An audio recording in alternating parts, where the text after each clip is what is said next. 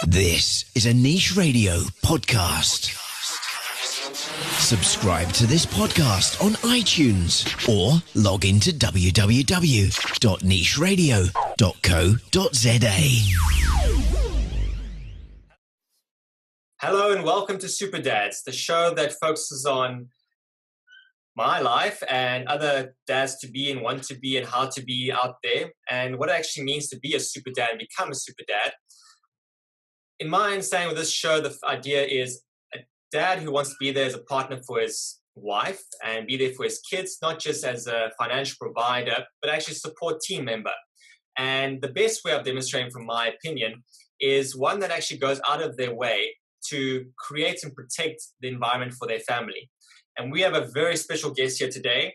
I actually been following him for over a decade and a bit, and he was quite an initial mentor for me, even though we didn't have much contact, but his sincerity and how he helped with his research and work and message was quite an influence on my life, and I greatly appreciate and love having him on the show here today. His name is Bob Willard, all the way from Canada. And Bob is a leading expert on quantifying the business value of sustainability strategies. He has given over 1,000 presentations, no joke, and has authored 6 books, which are really great, and we'll have links to at the end of this show. And I highly recommend at least getting one of them. They're a nice, easy read, good principles to follow, and he provides extensive resources for sustainability champions. He is an award-winning certified B Corp, a certified sustainability professional, and has a PhD in sustainability from the University of Toronto. Bob, thank you so much for donating your generous time here today and sharing your message and helping us learn, because you're much more senior than us, and we are still young spring chickens wanting to learn and be those super dads like you are in the other side of the world. Well, this is a pleasure. I'm looking forward to our conversation, and although I've got more gray hair than you do, it doesn't mean I've been in this much longer than you have either. I came to sustainability kind of late in life, but I've really enjoyed doing some things that I think are going to help my kids and my grandkids have a better life for them as well as for myself. So tell us a bit more, introduce, what got you into this campaign that you've created and pioneer through your work? Well, through a bunch of circumstances in a local community where I was living a few years ago, I became aware of some water treatment plant issues that I didn't realize as a private citizen I needed to think about. I just assumed that everybody that was looking after us and they'd make all the right decisions and so on.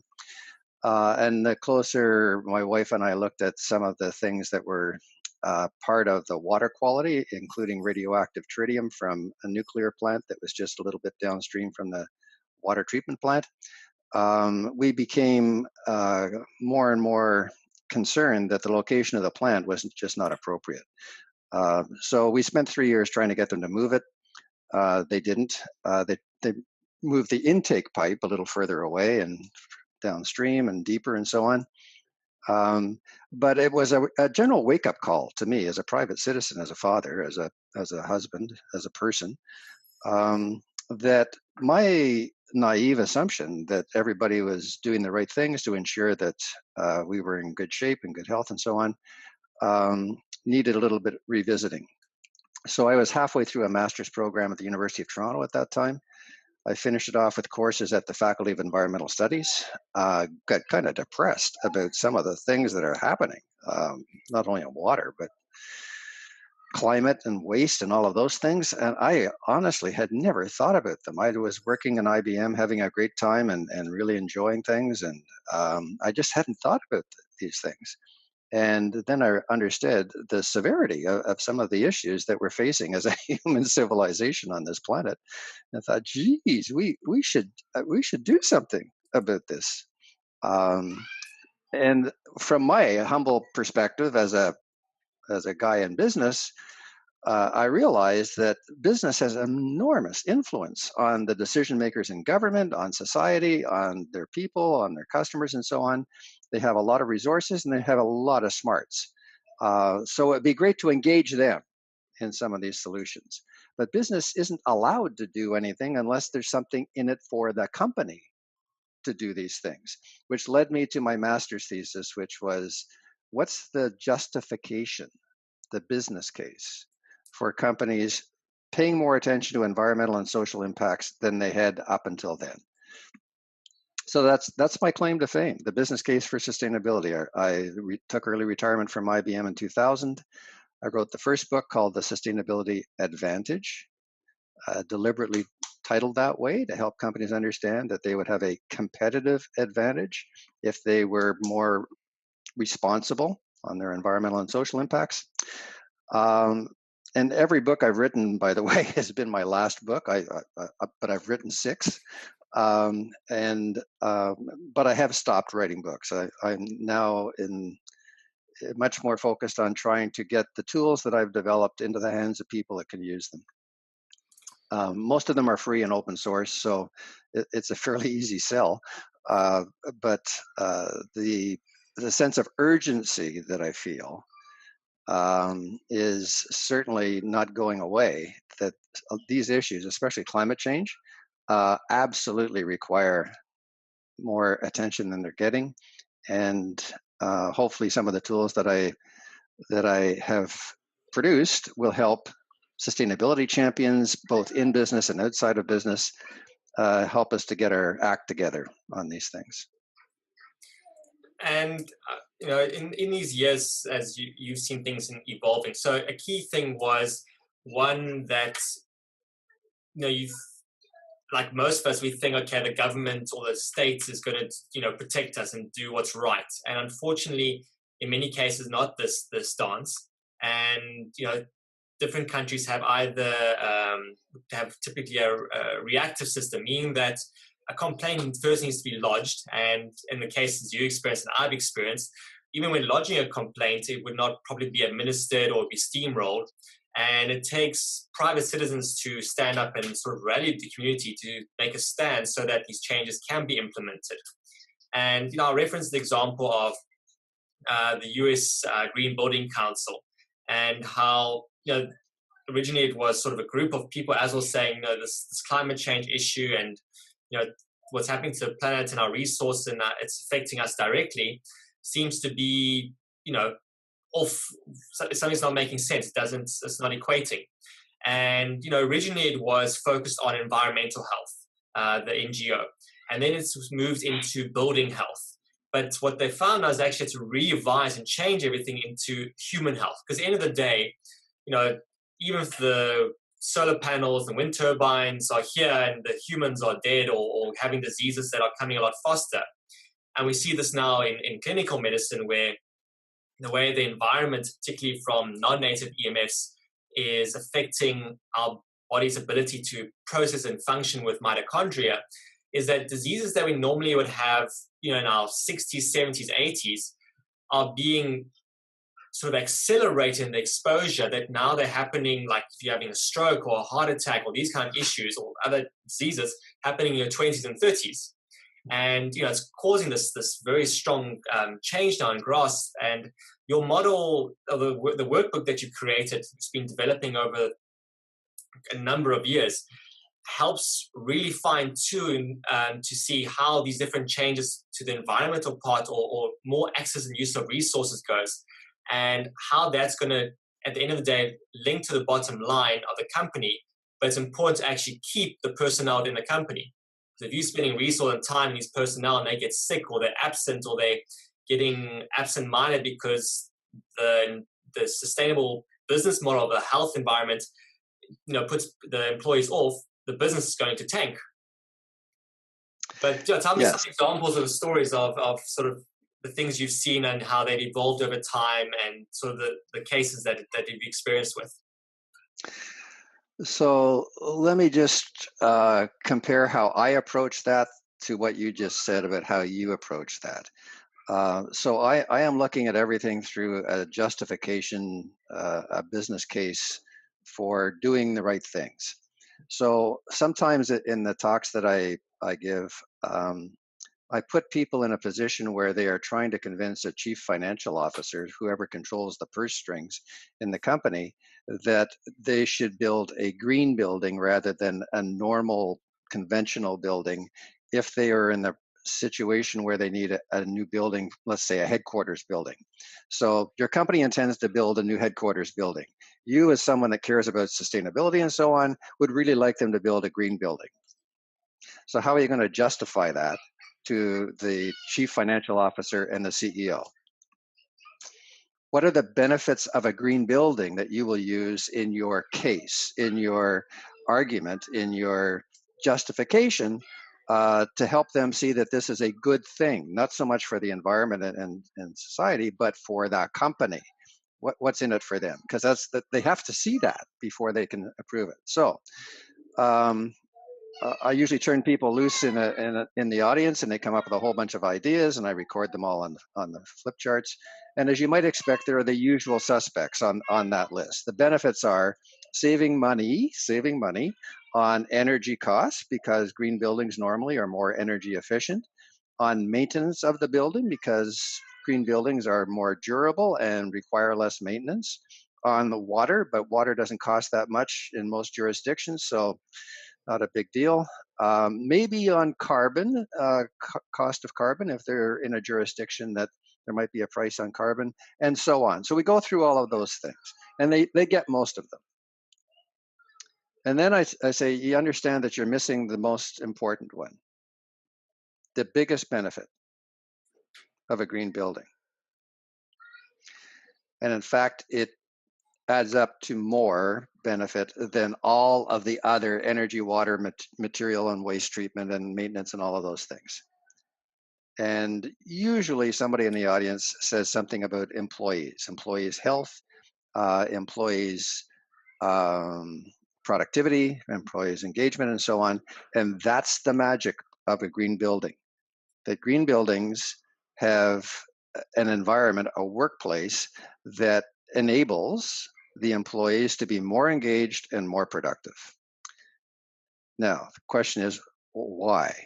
And where's the evidence? And thank goodness, organizations like the Green Building Council have been more rigorous on tracking before and after effects on the workers in buildings that have been retrofitted. So we got better data than we used to have. And it turns out that there are 8 different factors that contribute to this increase in the productivity of workers. Part of it is daylighting, and part of it is biophilia and better views for people. Part of it is better ventilation and a healthier air and all of those kinds of things. And they all add up to being more productive. You say, well, how much more productive? And depending on the study, it's somewhere between 1 and 16%, 7 and 15%, 1 and 34%. I mean, there are lots of studies out there, but there's a range, but it's certainly more than 0. And it also depends on the nature of the work that they're doing, blue collar, white collar, whatever. But people heal faster in hospitals that have windows in the rooms that allow people to see outside. That's the biophilia effect. The daylighting really seems to, for some reason, as human animals, we just respond well to daylight. It's quite amazing. I'm not quite sure why, but it does work that way. And green buildings use a lot more daylight than they use artificial light. So a nice byproduct of that is that people are more productive. So the documented evidence that that is a fact, not just an opinion, is a lot higher these days. And the main reason that people, commercial building owners and management companies, are able to charge more for tenants or to tenants who want to lease their facilities is because the tenants know that the people working in those facilities will be more productive. That's why. They're healthier, more productive, more engaging, happier employees. They're not absent as much because they are healthier. And while they're in the workplace, they are also more productive because of these other factors. That's the magic of a green building. Of course, it's good for the environment, and it's also, good for society, but it's especially good for the workers and the company whose workers are in those facilities. So when companies are justifying, and by the way, it works for academic institutions as well. Most colleges and universities, when they're expanding their campuses with buildings, are using LEED standard or whatever standard is appropriate in the jurisdiction. In North America, it's mostly LEED standard, silver, gold, and platinum buildings, and they find that the student marks are higher. Students are actually smarter. Go figure. In a classroom that's got daylight and good air and so on, low volatile organic compounds, VOCs, and so on. So there are a lot of aspects that lead to healthier employees, more productive employees. And by the way, a CEO or a chief financial officer, a CFO, is less interested in the happiness or the health of their employees than they are in the productivity of the employees. So that's why I translate all of those things into how much more productive employees will be. Productivity leads to profits, or the need for fewer employees to accomplish the same amount of work because those employees are more productive and are accomplishing what otherwise would require more employees to accomplish. So they're saving employees. No, I mean, and there's a couple of things which I'll come through on, because you hit key things on the head. So, I mean, you're talking about sunlight, for example, more daylight. And, what happens with the argument of, with more energy efficiency is that many companies have started implementing rather LED lights. There was quite a phase coming in. And then for some reason, there was, they went out and started coming back in with the incandescent bulbs, with those more artistic features and whatnot. And you ask, there's a benefit, but you don't know why.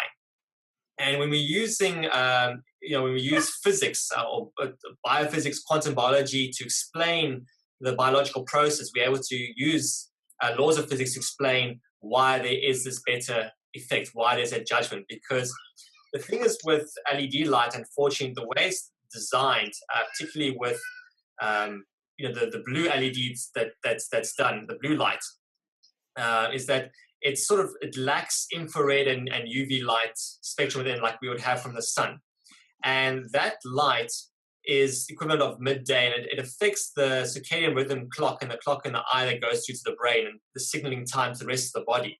So what happens is you're having a mismatch effect of sort of, going in, going out, and they just end up hitting each other and you have this chaos effect. And, the reason why sunlight does so well in the hospital, by the window, or in this classroom or the office, is that we are photobiomodulated beings. So in our mitochondria, and that's a good thing. We live off the light, the sun. That's how we work. It's our wireless connection. Okay. And, if we didn't have the sun, because the food we eat, our body doesn't see the food we eat as proteins, carbohydrates, and fats. It sees us as electrons, protons, and we have photons from the sun. And in our mitochondria, the food aspect only counts for 1/3 of the mass production of our entire body in production of energy. The rest comes from the sort of quantum biology aspect and interaction with the sun to create the signaling and aspects of everything. Again, the key thing is it depends what you have at what time. So you being up at your latitude, if you were to eat, banana and coconut, you would find that you actually become more lethargic and fatter because it's required. You don't have the sun to actually break down and break down the deuterium and the use of energy from it. But if you're having very high levels of sun and you're having the natural growth of food in that area, then your body has no problem. So when you have the sun, the open window, your body is getting a lot of infrared light and UV light, healthy light for your eyes to process it, and the skin when you're in that environment. And that actually improves the redox potential of your body. Redox potential means the efficiency rate of your car. I don't know if are you like a Porsche fan, Ferrari, or Lamborghini? Which is more of your favorite? Tesla. All right. We won't use Tesla in the example here. Well, we can, but what happens is when you have your Tesla car, you don't really focus on the fuel going into it. You know, if it's coming from a dirty source or clean source, that doesn't make a big difference here or there. What makes a big difference is how well the vehicle is tuned to perform. So if you have certain parts that are not working as well, or this, the whole car itself is going to misperform, and you're not going to get the mileage or the distance or the performance that you're looking from it. So, you know, when people are having this natural light, and we look at the elements of non-native EMFs, so, you know, Wi-Fi, cell phone, power lines, blue light, if you have the sun as a strong impact, your body is able to better overcome those pollutant aspects. That's fantastic. So it sounds like there's better and better science behind what's going on that is enabling people to be more productive and mentally functional in green buildings. So the mystery about the why part is wonderfully being addressed by folks like you that get into what's going on in our bodies that allow that to happen and so on. And that adds to the credibility of our story when we're going to executives. Frankly, most executives probably wouldn't be as interested in all of that reason as they are in the outcome of the reason, which is more productive employees, which are going to help them be more profitable. So a lot of what I try to do is translate all of this stuff into terminology and so what's that are of interest to the people we're trying to encourage to approve things that are going to help us be more responsible in our treatment of people and the environment, and help them understand that they will be doing a better job as business leaders by making decisions that are better informed. So that's a lot of what I do. It's translation. It's taking all of the stuff that you and I care about and helping people who are paid to look after the books in the company. All right, sorry for that break, everyone. My son River decided to be explorative and pulled out the internet cord, and we lost the signal. But we're back online now, and we can carry on from the conversation. We have both super dads and super kids. Very much so. All right, carry on with your explaining. I think what I was in the middle of it as that happened was what my real job is as someone that cares about this stuff is to translate all of the science and the so what of these things into the way in which a company can benefit by paying more attention to things like green buildings, sending out signals to the world through their buildings, visible signals like solar panels on the roof or rooftop gardens or those kinds of things, that they care about these things. And it turns out that some customers care about those things as well and might be attracted to the company. So its reputation is going to be enhanced with important stakeholders like customers. If customers like the company, they might want to do business with them, which drives revenue. So connecting the dots between improving the reputation with customers, who might drive revenue with stakeholders, who might drive shareholders, who might drive investments with communities that might improve their social license to operate, and so on, even with prospective employees who are perhaps top talent and are in a position to be choosy about who they work for. They may want to work for a company that visibly cares about the same things they do. So it helps them attract and retain some of the talent that they would rather have working for them than for their competitors. So there are a whole lot of side benefits, co-benefits to these things. Of course, the environment is going to be a beneficiary of these kinds of buildings and these kinds of actions, and society will as well. But I need to translate all of those things into language, monetized as much as possible, that business leaders like CEOs and CFOs can get their heads around. So a lot of what I do is in my business cases is try to show the so what of all of these things.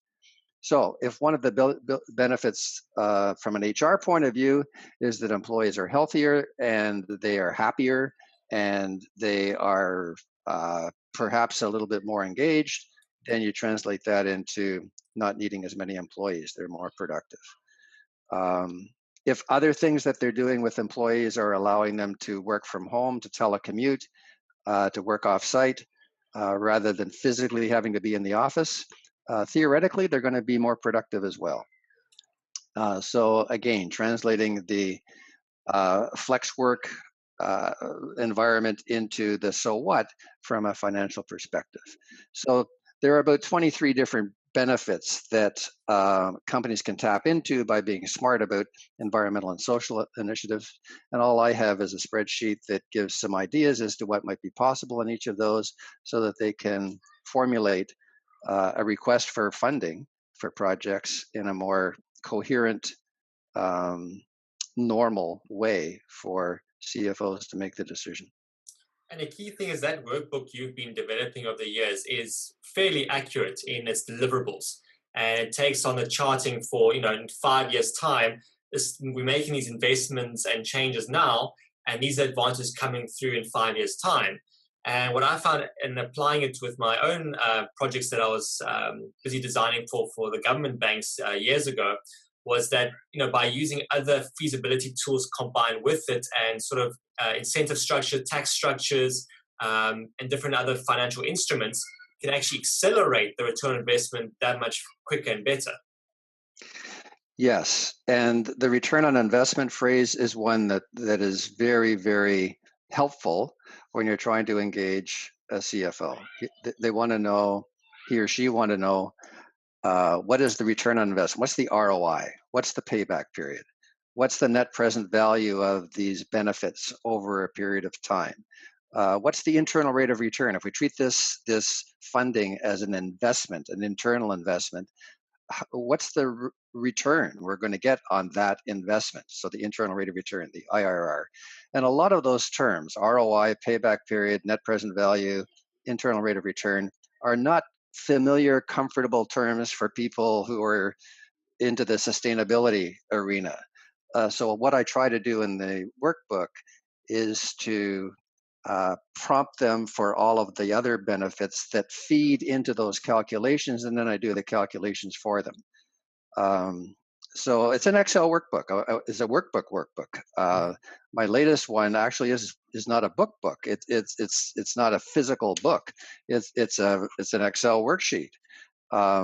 It doesn't even print out very well. It's a Excel workbook. I've got an online version of it as well, which people can use on the web if they're not really comfortable with Excel. But the intent of it is to give them a fill in the blanks kind of thing, and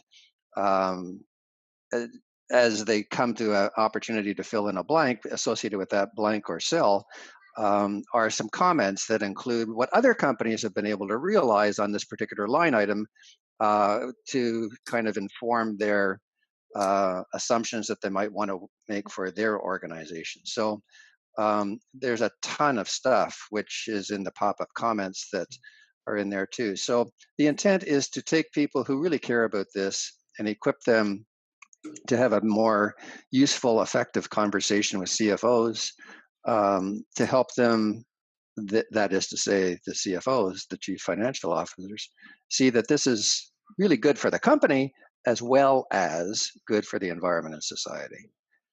So as a father, I care about that stuff. I'm really uneasy about the world that I'm passing on to my kids and my grandkids. And if we can get enough companies doing the right things, we may have a chance to be able to not only stop some of the things that we're doing to the world, but also reverse them. And that would be really cool. And yeah, like a key thing is that what's great about your workbook is that it's very, very user friendly. So you don't have to have a finance background or a science background or any of these things. You can just be, more or less an average Joe, and just because you have passion, you can fill it out. I mean, it's evolved quite graphically to be a lot more prettier over the years. compared to the original design, looking at like a clinical, straightforward Excel. And now it's got these cool graphics and looks really great. And it's very easy to follow. And you don't have to necessarily read other books in order to get a hang of it, but the books are very helpful to get the background story and understanding for the language. And also, it's very nice, like you said, the online tool is very user-friendly. I mean, it's great just to punch in and get an idea. And it's probably quite useful as well for, it's become a lot more common practice and legislated now that fathers can take paternity leave. And, when they're taking their time off and they're helping look after the child, you're away from certain, work stresses, and you're able to actually think and reflect, oh, wow, I'm with my child, I'm learning, I'm engaging. These could be some cool ideas. And in that time, they can just, because it's so user-friendly, whip up the program, do some reading, watch any of your videos, and sort of start punching in things and say, okay, when I get back to work, these are things I want to do. I want to take advantage of, being able to commute from home so I can spend time with my newborn child now. And how can I motivate to my supervisor, CFO and CIO and the whole lot? This is a good idea. This is how we can do it. But a key, sorry. And I just wanted to add to that because I'm really trying to get this into the hands of people like that can use it, that's why it's free. It's a free, open source, that is to say, tailorable, customizable tool. And that seems like a crazy thing to do from a business model perspective, but my intent is to get it out there. Because I think those of us that care about this stuff need to be more effective change agents. And if we're going to be more effective change agents and convince people to do things that they otherwise weren't interested in doing, we have to use their language. And unfortunately in business, the language of business is bottom line bucks.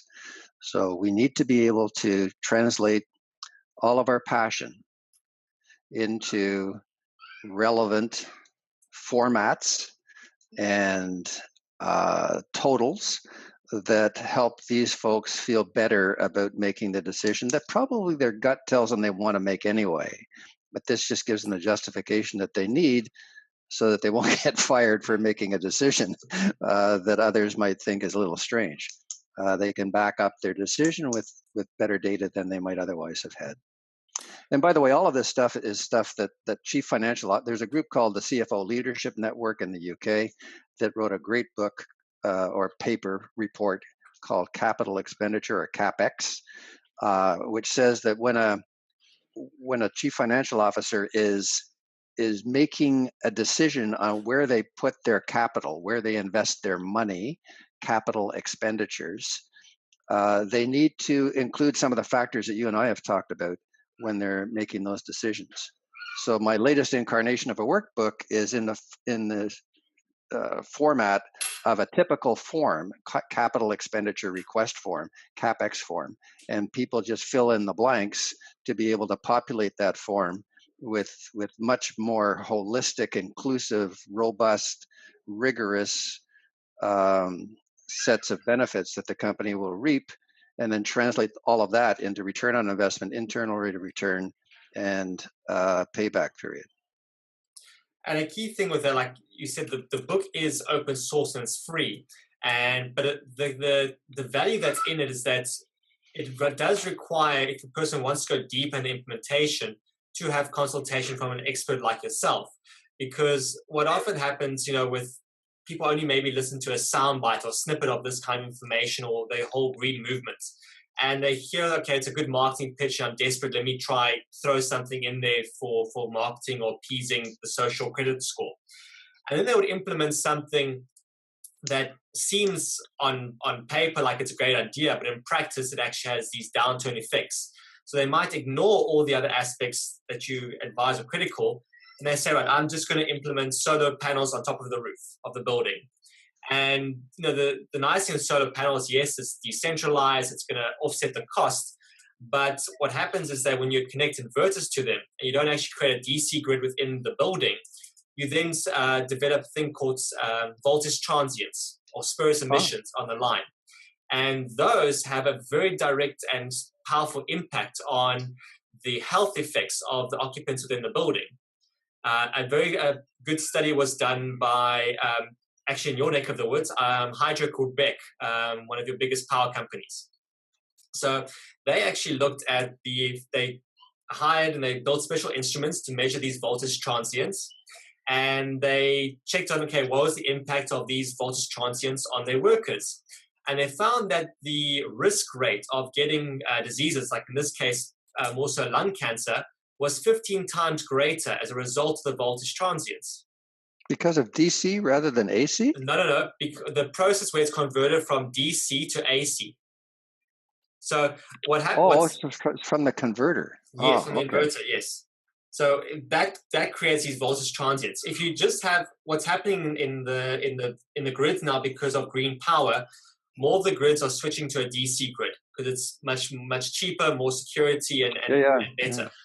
Yeah. And the same also needs to apply within the building itself, because almost all your devices technically run on DC. And it's only because of Weinstein from back in the day, not Weinstein, the name will come to me, but he designed a system, the power grid will be AC because of voltage jumping and be able to synchronize them. But now technology's changed and we don't have that issue anymore, and we can use DC. So in a building for the lighting, for example, the standard coming out now is to use 48 volt DC for lighting. But then, you only have a restriction of, say, 10 meters. And for the building itself, it's looking to go as standard as 380 volts DC. And the moment you go to this DC aspect, the issue of electromagnetic fields and voltage transients is no longer an issue, because you have a rather constant and static field being emitted. And as a result, you don't have this issue of risk of childhood leukemia or pregnant mothers having abortions or children being born with obesity and all these other knock-on effects.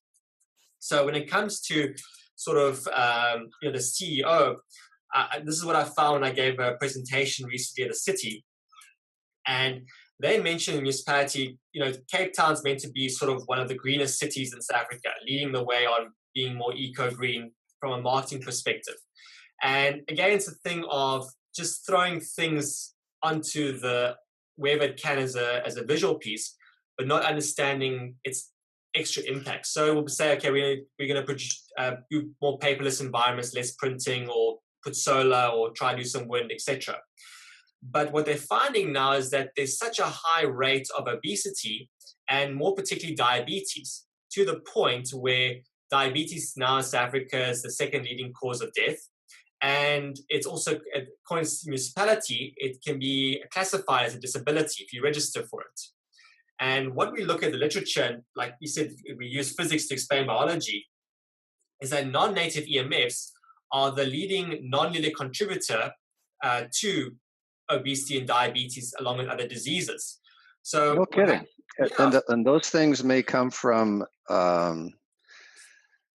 inverters that are taking direct energy from a solar panel and converting it into AC to feed all of the circuits in the house. Correct. You're saying that if we just leave it as DC and use DC in our circuits in our house, then we'll avoid the emissions that you just talked about? Correct, yes. Because what happens is also, if you still have the AC inverter, you then need to install a spurious emissions filter that sort of removes those spikes in it, because like a shield. It's not a shield. It's just a filter. It quietens the sine wave in the AC field. Okay, so you can reduce that effect. It's still there. It's still lower. There. Yes. But what happens is, if we're looking at your residential environment, you still need to go the level of installing a kill switch, which means at nighttime the power coming in is actually shut off. Or certain appliances that have to be on for, like, say, life support or something, or your fishers, is put on a separate line, and it's part of EMF hygiene. You're not having those emission fields in the areas that you sleep in. So you're saying, so turn stuff off at night. Yeah, just go to your DB board and you just flick the switch and everything goes off. Your refrigerator should be fine because it can last for 8 hours, no problem. And also, it's, or you can have the electrician come in and he will install a little, a cutoff switch by your bedroom. and you hit a button and it will automatically, like a car remote or a garage remote, and that will flick the switch from the comfort of your bed to switch off that power. So that way your Wi-Fi is off and everything else is off. So let me just translate all of that into the relevance to a company, a business. More and more companies are encouraging people to do what you were describing before, which is to work from home. Yes. It's better for the employees, especially with young kids, and it avoids the commute and all of those kinds of things, the commute time. So theoretically, they're going to be more productive. They're going to be more relaxed, less tension at home, theoretically. So what you're also suggesting is that it's in the company's interest to ensure that the workers' home workplace, home environment is as EMF free as possible. Correct. And therefore, there may be interest in the company not only trying to create a workplace in its own buildings that is low EMF, whatever that means, but also help the workers create a home environment that is better for the worker and his or her family as well. Yes, no, that's absolutely correct. And the same also goes to the employees, say, because they commute to their school or their office building. So let's take the example of, let's say we have a building that's a call center for suicide hotline kind of thing, or extreme phone consultancy, where people can't make errors, be it, say, stock exchange or something mathematical like that. And now this building, it might have the big windows and there's good light, but it's got fluorescent lights on the inside, and it's also got a high voltage power line running along the building. This is actually a case reference in Canada in a couple of scenarios, but the one's the building, the one's a school. And what happens is you've got two issues. One, you've got the blue light coming in. And what happens, how the blue light affects the dopamine, the chemicals in the brain, is that it removes, or it makes one dumber because it removes the ability to think laterally. So the mind is sort of like blinkers on a horse. They can only think and see one thing at a time. And if they're having to be in a creative firm or an academic environment, or even trying to help a person with their problem, it doesn't help if a person is being inhibited by their brain chemistry from the environment on their ability to connect the dots and provide a radical solution. Right. So, this is really interesting because in green buildings, all the green building literature talks about attributes of the building which will contribute to employee productivity. Yes. Once in a while, they talk about things which can detract from employee productivity, like noise, distractions, those kinds of things, which apparently is a huge detractor from productivity. But I have never seen anything about EMF radiation.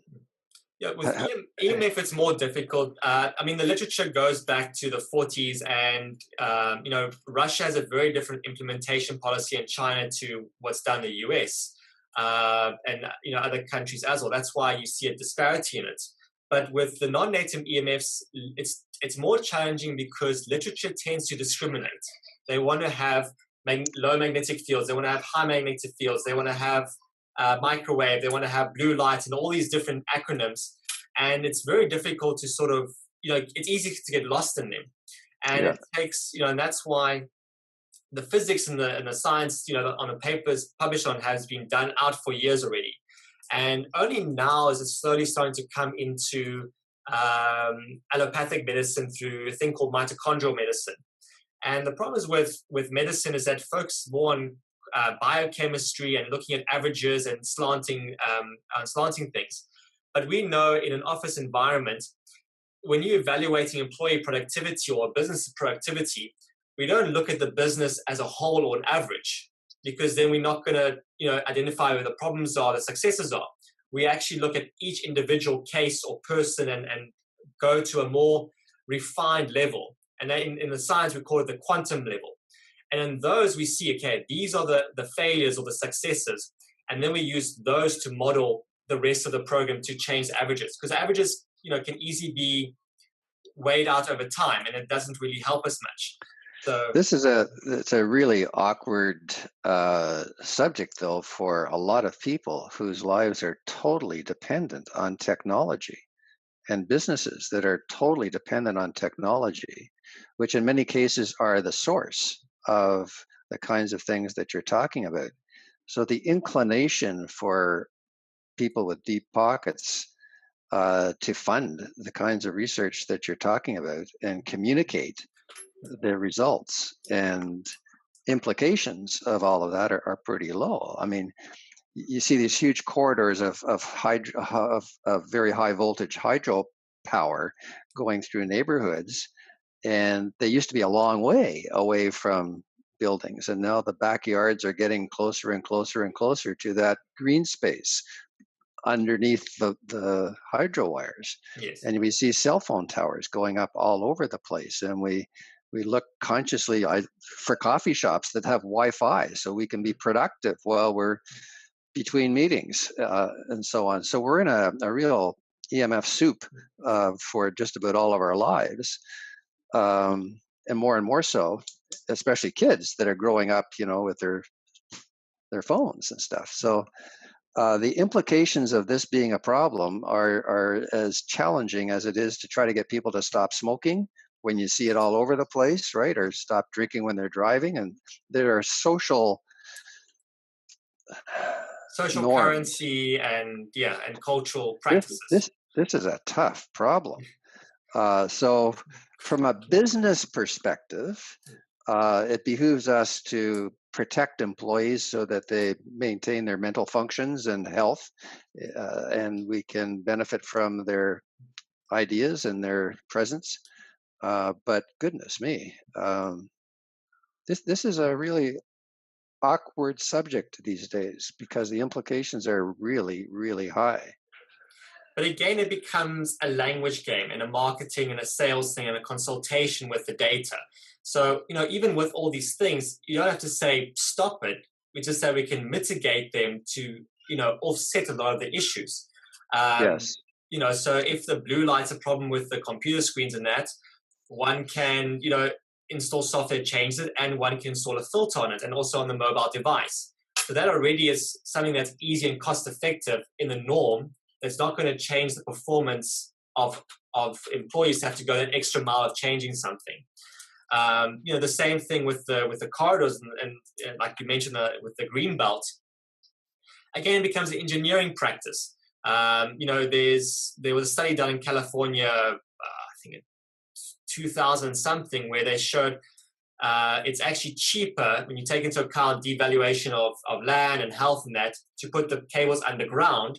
And so for those, Germany released legislation in 2016 that because of, like you said, the people have to move closer and closer to the power lines and you have need for bigger infrastructure.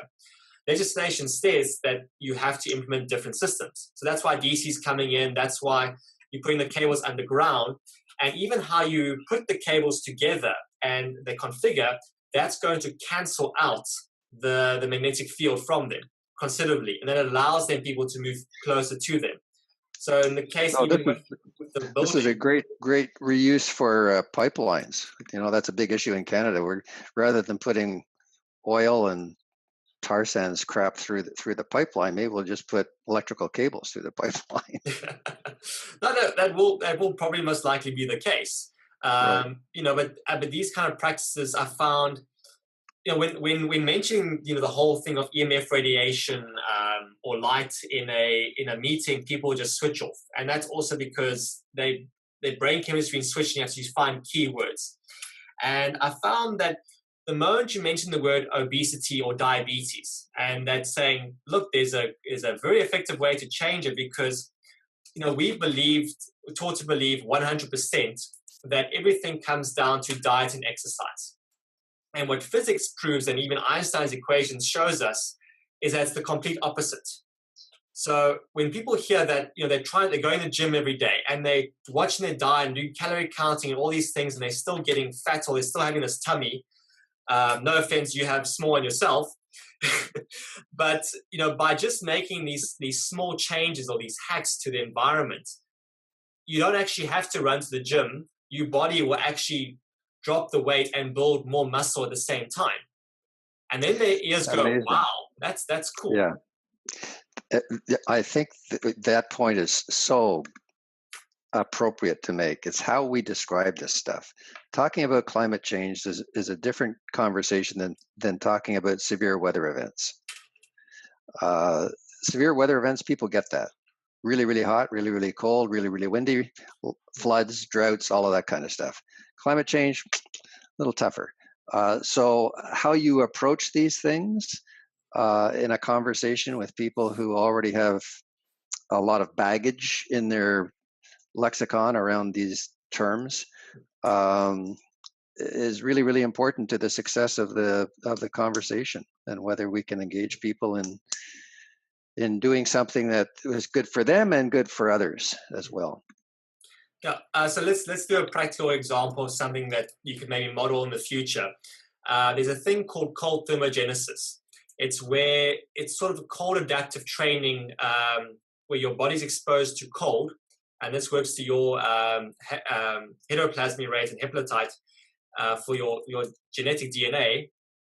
And what that comes down to is that if we expose you to a cold environment, your mitochondrial cells are actually going to become more densely packed and work more efficiently in producing light and oxygen. And so let's take it to like the Navy SEALs. The Navy SEALs re-engineered their training program into this type of protocol, because when we watch movies, we see there's such a high dropout rate. And the dropout rate mainly comes to, individuals being thrown in extreme cold weather and they drop out to hypothermia. They can't handle it. Their body can't adapt to how to navigate with the cold and increase their biological performance. So what they did is that they changed the training protocol to actually implement this cold adaptive training, phasing them in and rewiring the brain and performing surgery on it without a scalpel. And what happened was that they were then able to produce a soldier or soldiers. They could drop into San Francisco Bay, which is about 32 Fahrenheit. They have to swim through the water, do a running marathon, and do a shooting exercise and intelligence exercise. And what they found was when they did this training, they performed faster and better through that whole process, and were able to even be more intelligent in the adaptability, intelligence skills in the end, just because the body is rewired to work differently. So if you have that same thing in an office environment, we know if I have to run to the gym in the morning or during lunch break or afterwards, that takes easily maybe 2 hours of my day. And it takes time away from my family and parenthood and so forth. And I'm working, but because of the blue light exposure, we see that even if a person is doing like a paleo diet where they just no carbs at all, the brain is producing more glucose and insulin's being affected, that they're still going to get fatter as a result of it, even though the diet seems 100%. So in your office environment, if you're, like say, using geothermal, drop the temperature, or have certain rooms that are much colder, and people in that space, if they're in that colder space, they're going to burn about 500 calories in 1 hour. Now, if you run to the gym and do a spin session, you're pushing out hard, you may be going to get to 250 calories. So in that office space, not only are you burning 500 calories for that hour, the burning still carries on for hours afterwards, and your body skips certain stages to release extra hormones and growth, so for building up your system. And at the same time, your employees are going to be more productive because that faster spin rate in the mitochondria as a result of the cold is going to force them to produce more oxygen and uptake and use water better. So it's souping up the Ferrari engine and fine-tuning it. So are you saying that a cooler work environment is better for human health? Correct. Okay, so that works well in Canada for much of the year as a good argument not to turn up the heat so much. But it also gets into an awkward situation in the summer, where the summers are getting hotter and hotter and hotter as well, which drives up the need for more air conditioning. And all of the implications on the power supplies that includes as well. No, but that's different, because remember, we're talking about physics here, and things. The body works on a thing of sort of light, water, and magnetism, and these sort of work together. So in your cold environments like you would have in the winter, you don't have much sun exposure. You don't have UV, you don't have much infrared. So the body's built this biological process that in order to speed up the mechanism of the mitochondria in this process, by using cold, it's going to speed it up. In the summer, when it's hot, we don't actually want to use the aircon. You want to increase light exposure. So the more sunlight and UV exposure you have, that sort of has an interaction, produces more energy, and there's more of a spin rate as well. So sunlight has the same effect in the summer that cold does in the winter? Correct, because our bodies produce infrared light. We have electrons and it spins. So in our mitochondria, it's called tunneling, and you have electrons and protons moving through, there's a part in that phase where they sort of split, and they have this little dance, and they combine together. But what happens is when we have a high non-native EMF environment, or we have more heat, the distance between them increases. And when it increases, they're less likely to repair together, and you have electrons flying off. And then you have a proton left here, and that results in inflammation, or causes us to get bigger and less productive. Other things that would knock it off is also the quality of water, since you mentioned in the very beginning. So foods and water that are high in deuterium, deuterium is sort of like one of these hydrogen extra isotopes, is that it interferes, and it's like a wedge in that spinning cog. So it's kind of like, you're walking with a shoe and there's gum stuck underneath it. And it impedes your ability to move and function. So if your environment is high in these EMFs or other issues, then you'd rather use more of the water like from your mountain caps, because that water is more deuterium depleted versus rainwater. Yeah, it's a good way to tie it back to how we started this conversation, because it wasn't so much deuterium, but it was tritium. The CANDU reactors, the technology we use for our nuclear power plants in Canada, produce tritium as a normal byproduct of their operation. And it gets into the cooling water, and it goes into the lake, and so on. So trying to show that might have a bad effect on health, and especially the health of pregnant women and their offspring and so on, was a real challenge, because there was one doctoral student at the University of Toronto that had done some work on that, but the people who controlled the data, the people who controlled the purse strings for the study, were the people who were emitting these things in the first place, Ontario Hydro. So it was a real challenge, and you ended up with dueling doctors. You had the doctor that says little is awful, and others saying no, it's got to be above this threshold. So that was a large part of what my wife and I went through for 3 years, trying to convince local town councils, regional authorities, the province, the feds, the International Joint Commission, that tritium in drinking water was not good for people, even in low amounts, because it bioaccumulates. Yes. And on and on and on. And you don't die of tritium poisoning, you die of something that invades your cells, because this stuff weakens the cell walls. So you get into all of the indirect effects, correct, which make it hard to get back to what the original source was, especially when there are other things that are contributing to that as well. So being able to prove that was the cause of something that happened long afterwards, for people that may have moved away in the meantime, it's very, very difficult to connect all of those dots. But that's really what you and I are in the business of trying to do, which is to help people see that some of these things may have a significant lag effect, but the more we can reduce them in the first place, the better we're all going to be. Today and later on.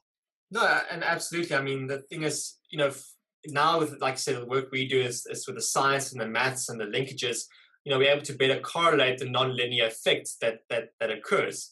I was just thinking when sitting on water, another interesting thing is, works well in the buildings, is when they have internal waterfalls. And with that effect, you're able to structure the water, and that enables better performance. It works on cooling the building down better. And also one can do cold thermogenesis with it as well. When one's underneath the water, and it's bigger, then it creates a knock-on effect and stimulation effect. And again, a person doesn't have to go to the gym. They can just stay at the office and quickly, purge that out. But again, I mean, just by end of the day, it's not always going to be, government or regulatory bodies that protects us. And, with your movement and the advancing is that you wanted to convince the CEO to, do what's different to that, to focus on what's needed for him and his employees and his business. And, by doing these interesting, quirky things, but understanding, like, again, you said with your workbook, it's about if we do these adjustments, we can see there's going to be changes in these bottom lines and these profits. And the same thing with other solutions.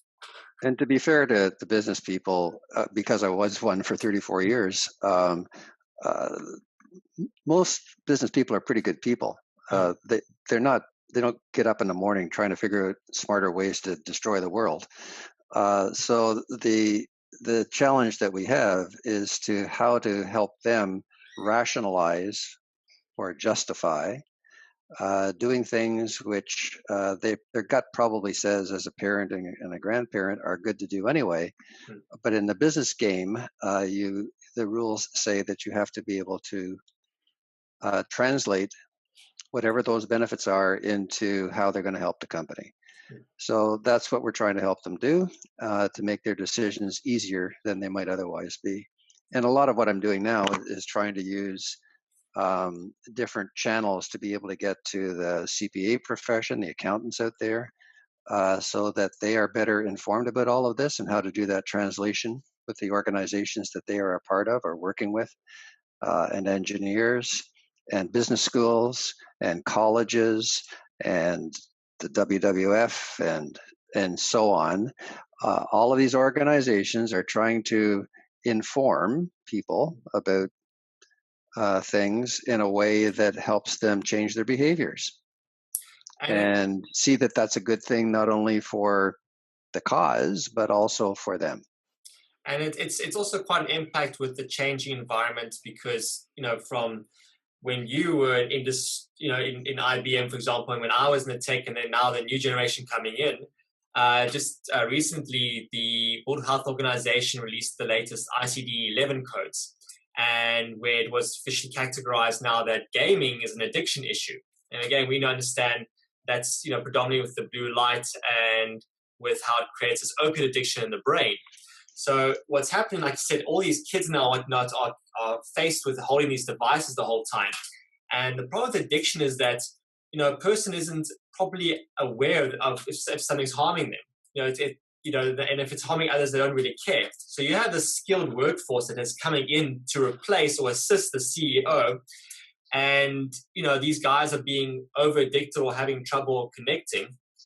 So he has to focus more, like I said, this green building environment to balance out this effect that they're having on them. And this education program and practices program that's going to snap them out of that addiction issue. Otherwise, they're losing their workforce. Yes. So the good news is that we are discovering more and more of this and getting better equipped to be able to not only cope with it, but also avoid it in the first place. So it's good. And that's the process that I think folks like you and I can help. It's not taking away things from people. It's helping them be healthier and better people by substituting things, protecting things, avoiding things being generated in the first place that are going to cause some problems, and do it in a way that works for everybody. And it's a communication challenge, it's a selling challenge, it's a marketing challenge, it's a logic challenge, reasoning challenge, and that's why it's fun. I mean, if it were easy, we wouldn't be screwing each other up. But it's really very rewarding kinds of efforts when you can see that things are changing in a good direction, not as fast as we need them to, but they're starting to pick up some momentum. And the Sustainable Development Goals that the SDGs that the UN came out with a couple of years ago, the 17 goals that they think are appropriate for civilization on this finite planet to aspire to at a society level, they include all the things that we care about: poverty and health and education, as well as clean energy and lack of waste and all of those things, and water. It's a very holistic set of things. And as companies start to cozy up to those and want to contribute to them, a lot of what we've been talking about is going to be part of that conversation. So it's good. Because we're running out on time, because I know you got another meeting coming up. For the wrap up, why don't you sort of, as a super dad kind of person, what's the steps you would advise for a person to take from the ground going forward if they have these interests and they want to implement things? And maybe you can also end off with telling us one of your most memorable cases or venture projects you've been involved in. Okay. Boy, advice. Maybe a couple of things. First of all, get credible and stay credible. That is to say, know what you're talking about. Be an expert the way you are in your field, the way I am in my business case field. Make sure that when you make a claim about something that you can back it up, and stay current on that. So get credible and stay credible. The second one is what I call meet them where they are. So when you're trying to have a conversation with someone to convince them to do something perhaps differently, honor the fact that they are doing what they're doing the way that they're doing it because it's worked for them. So if they need to have the rationale for changing expressed in dollars or in a particular format, honor that. Don't diss it, honor it, and use that to help them see new possibilities than what they have. So meet them where they are, talk their language, use their forms, and don't make them feel guilty for not having done this before. The third thing is take advantages of opportunities as they come up. The timing is everything on this. Sometimes people are ready for these conversations, sometimes they're not. I do 80 to 100 talks a year. I don't do much consulting because it's way too much like work. So I do talks and I write books and I do I generate tools that may be useful to people. That's what I do. So a lot of what I'm into is sort of deployment and communication mode. And sometimes people are ready for these messages. Sometimes they're not. You mentioned you read a book that of mine many years ago. It caught you at a time when you were ready for that message. So I'd say maybe 10 to 20% of most audiences that I speak to are ready for what the stuff I talk about. The others aren't ready yet, but I've planted a seed, which may sprout later on. But that's the way it works when you're trying to change the world. So don't be upset if the timing isn't quite right for everybody. Go with the ones where it is right. In terms of examples of situations I've been in, actually one that would reinforce what I was just talking about is an experience I had with a chief financial officer in Seattle. Many years ago, I was on a speaking tour in Seattle, and I was asked to have a conversation with a chief financial officer of an architectural firm, ironically, who was not interested in doing many of the suggestions and recommendations that a green team in that particular organization were coming forward with.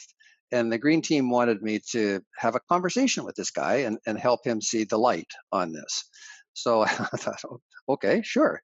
So originally it was going to be a half day, and then it became a quarter of a day, just the morning up until about 10 o'clock. And then I found out the day as I was arriving that something else had come up and I was going to have coffee with this guy. And I thought, oh, geez, I'm supposed to hit this guy with a magic wand and have him see the light, in 15 minutes. So it was a pretty short conversation, and it just reinforced a lot of what we've been talking about. I said, so you're the CFO and your job is to make sure the company doesn't do anything stupid with its money. And he said, well, yeah, I guess so. And then I said, and I hear you're not too excited about sustainability stuff. said, well, maybe I don't quite understand it well enough, but I just don't see how what they're asking me to do is going to be a good thing to do. So I said, so when you have a 3 or 4 projects come to you with a request for support, financial support, project A, B, C, and D, how do you decide which of those projects you're going to support? Because you probably don't have enough money for all of them. So how do you decide which one? And he said, oh, well, they fill out the CapEx form, and whichever one looks the best is the one that gets the approval. So I said, what was that word again? He said, CapEx. I said, what is that? He said, capital expenditure request form. That's how people come to me with requests. So I turned to the green team and I said, have you ever heard of that form? They had never heard of the form. So I said to the CFO, would you mind sharing it with these folks so that they can maybe reorganize their ideas into that form and come forward? And if it's a good deal, would you approve it? He said, of course I'd approve it. That's my job, to approve good deals. So the rest of the day, I worked with the green team and translated all of the benefits and the so whats of what they were talking about into language that was appropriate on that form. We checked with the guy at lunchtime, and he said, well, I need to change this and this and this. And he was really helpful. And by the end of the day, we had a form that was very compelling, and he approved the project. So meet them where they are. Know what you're talking about so that you can translate all of the benefits into appropriate terminology and so on. And the timing was, this guy was ready. And he was ready for any good deal as long as he could see that it was a good deal. What's the payback period? What's the internal rate of return? What's the net present value? What's the ROI? What's the return on investment of this use of the money? It's not that these people don't want to do what we would like them to do or support it. It's because they're not allowed to. That's their job. So let's not reorganize the company. Let's just help them use the current approaches. And I think the smarter we are about honoring that, whether we're talking to a neighbor across the fence or whether we're talking to a bunch of directors, because I do talks for boards of directors as well, or the C-suite, the chief everything suite, we need to honor the language and terminology and priorities that are appropriate for their job, and translate our stuff into their stuff and not expect them to translate their stuff into our stuff. That's how we're going to change the world.